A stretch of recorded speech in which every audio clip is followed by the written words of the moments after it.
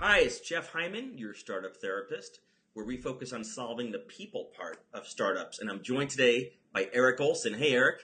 Hey, how are you? I'm great. It's good to have you on the show. And Eric, you've got a very interesting background, consulting and product and venture capital. And now you're at not just a startup, but probably one of Chicago's fastest growing startups, award-winning, and it's ContextMedia.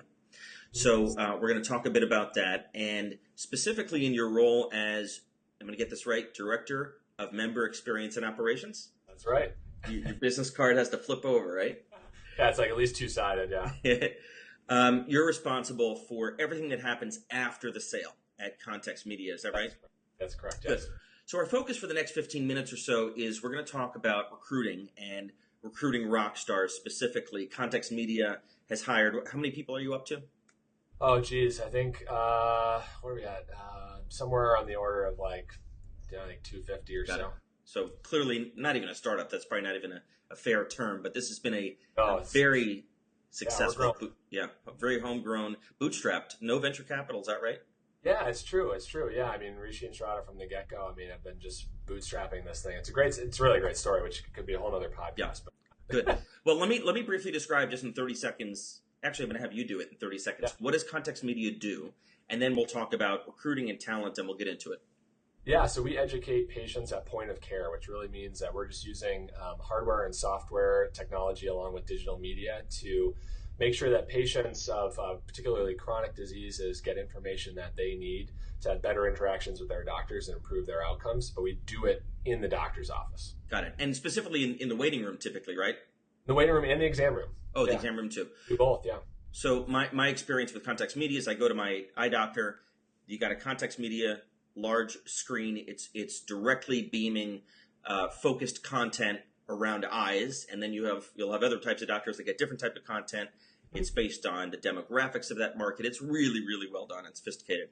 That's right. Yeah, we target it in, and we actually just released our first product for the exam room for the doctor or the practitioner themselves, which is kind of interesting too. So they can use it to, if it was an eye problem, for example, pull up a 3D eye and talk to you about it. Oh wow, really cool. It's a big giant tablet. It's kind of very good, very cool. So you're based in Chicago. You work nationally. Yes. So let's get into it. So you, as I mentioned, Eric, you lead the team of about 60 people that handle from implementation onward. So everything after the deal is signed and the sale is done, you handle. So you've hired and you lead this team. I'm interested to start with, what do you look for when hiring a rock star to join your team? What do you think some of the key characteristics or DNA are? That's a great question. I think we start here for sure with alignment of purpose and values. That's the biggest. We got to make sure, especially in first rounds or initial phone screens, that there really is that alignment of purpose. So that sounds really fancy. What does that mean in practice? Right. Yeah. So I think for us, it's do they have the tenacity that we look for? That's a big deal. Like, are they going to come in here and push the boundaries, push that bar up? We want everybody that comes in here to push the bar up. Yep. We should always be hiring better than we did before. Everybody should challenge everybody else here and make them better. So that's the first thing you look for.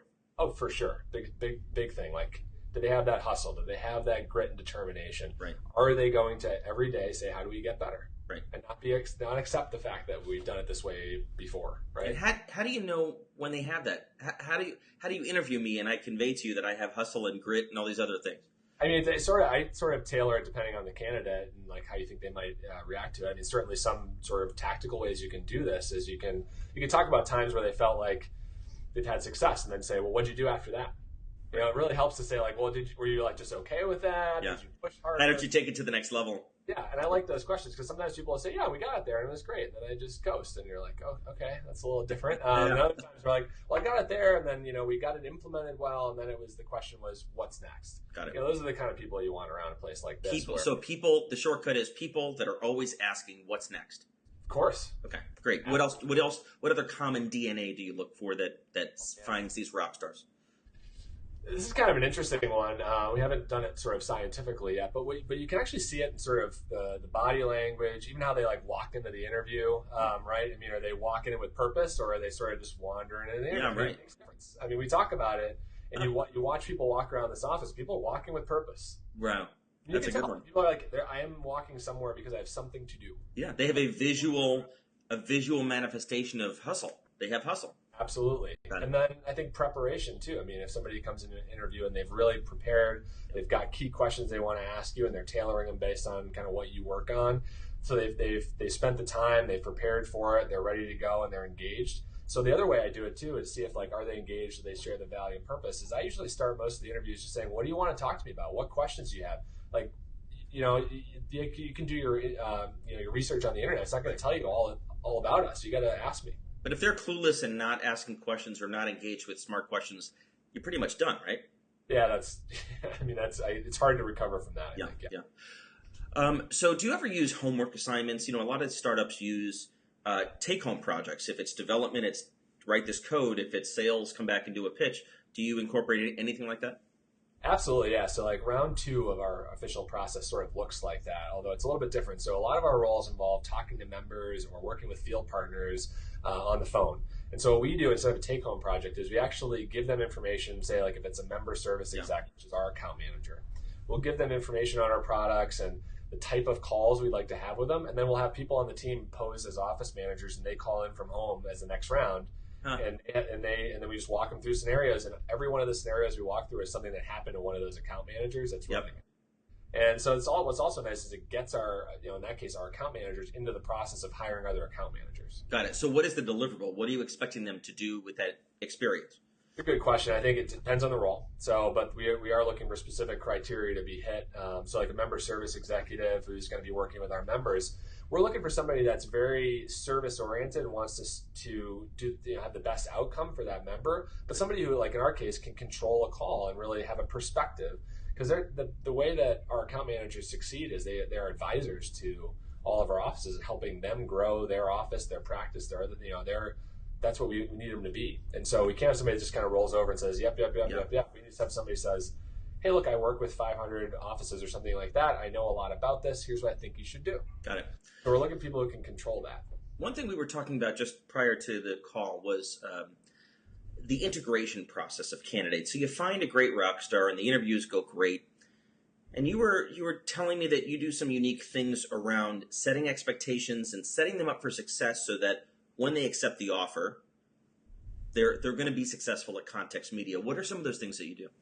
Yeah, it's a good question. And we were talking before, but it goes all the way back to my time at FeedBurner where we did the same thing, which is we really have a rigorous hiring process. So you're going to meet 6 to 8 people, for any role in this company, all the way from executive level people to people on the team itself. Yep. So you're going to get a broad look at everything, inclusive of, in a first round for any of our roles, we actually have you sit with somebody that does the job for a half an hour, ask them whatever they want, and listen to calls or get in the job. So you just see the job. Right. Seems pretty. Here it is. Right. No surprises. What you do all day. Talk to somebody who does it all day. Right.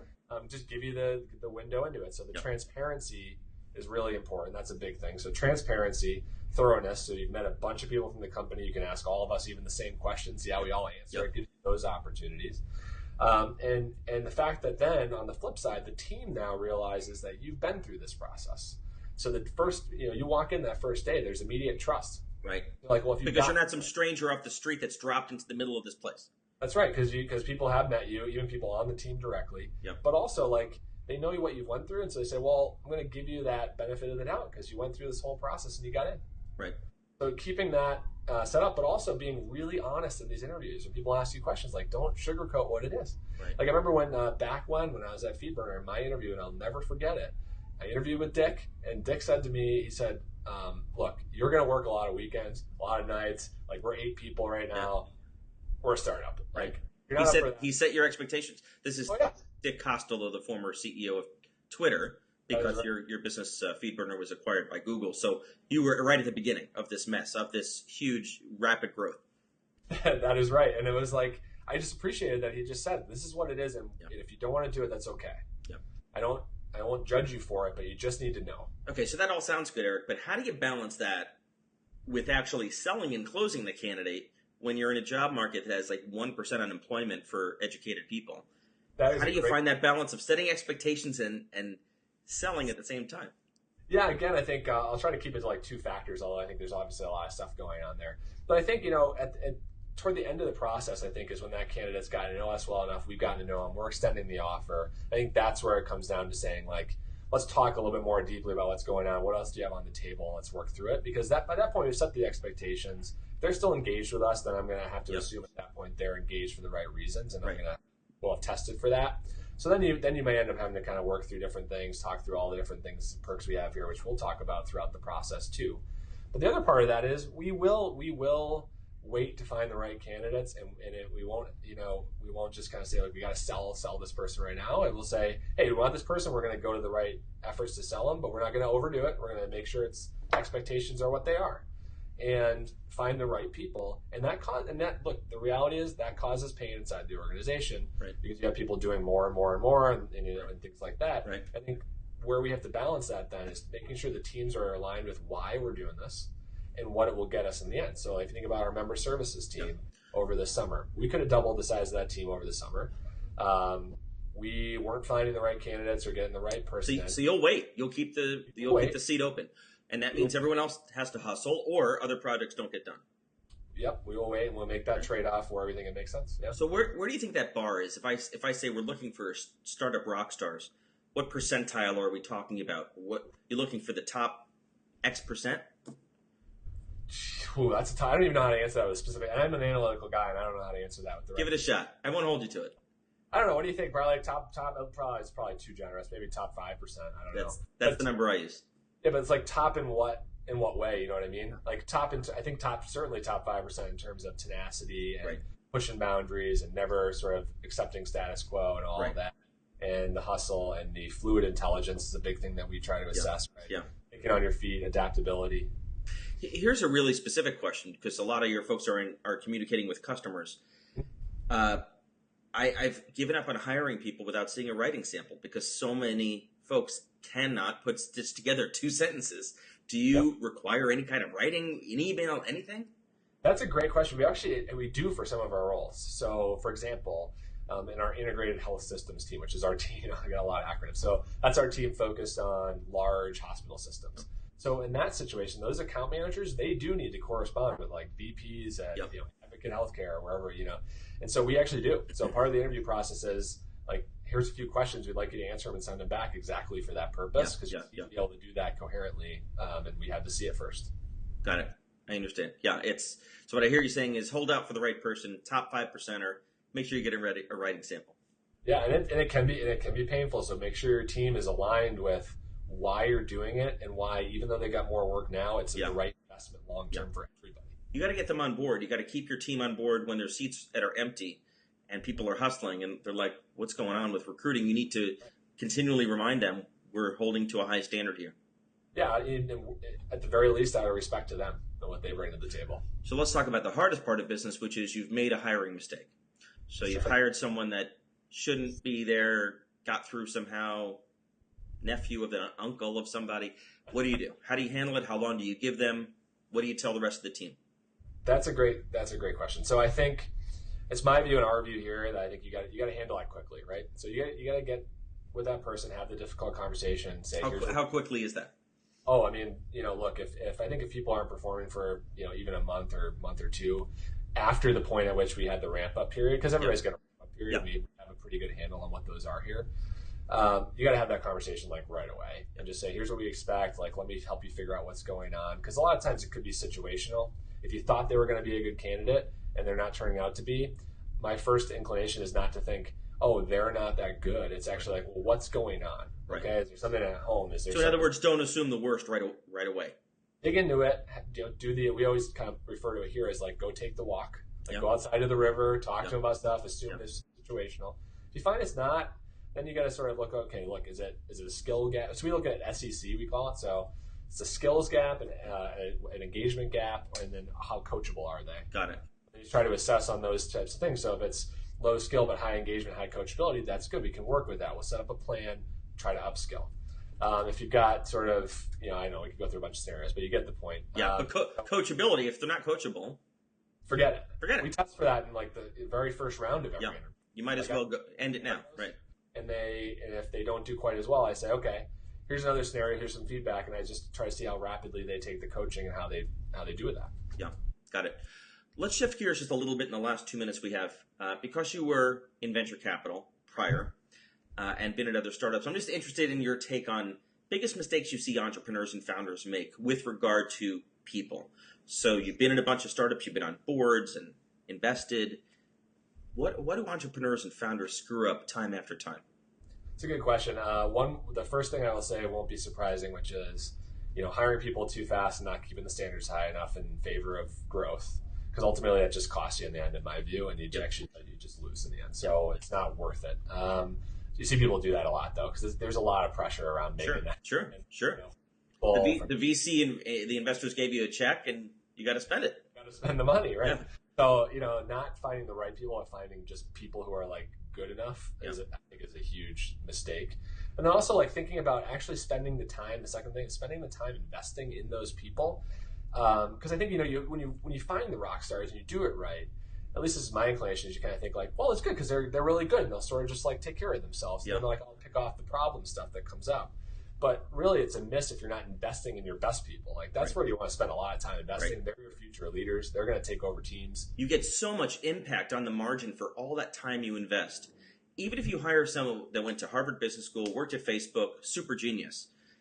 So many entrepreneurs just plop them into a job and let them swim, versus coaching them and training them and exposing them and introducing them. And it's really the whole onboarding process is just a lost opportunity. I totally agree, because it feels like you need to do it quickly and you can skip it and it's not that important, but it's like really like one of the most important things, because really what is a company but a group of people working together to do things? And if you, as a CEO or a young CEO or a founder, that's really like the biggest part of your job. Make sure the bank account has money in it. And then also like make sure you find the right people and set them up for success and remove barriers for them. Like it's like, remember Dick saying like, that's sort of my job. Yeah. Like, those two things, cash and talent, right? Right. Yeah, absolutely. You got to be a recruiter and you got to be able to raise money. That's great. That's good advice, Eric. Good. Well, how can people learn more about Context Media? How can they get in touch with you if they're interested in continuing the discussion? Oh, that's a great question. So learn more about ContextMedia. I mean, you certainly got the website out there. You can go to ContextMediaInc.com, get more there. There's also a number of interesting articles out there on us right now. So if you do a quick Google search, there'll be some about how we think about people. Is there a particular one that people should read? There is. I'm trying to remember what the link would be to it offhand. You'll let me know and I'll include it with this article. I'll let you do that, yep. And then for me, I mean, I'm happy if people can reach out. Anyway, I'm pretty accessible, but I will say, eric.o@contextmediainc.com is my email. Feel free to reach out. Super. Eric, this is fantastic. Thank you for investing the time with us. Thank you. Thanks for having me. I really appreciate it. Thanks.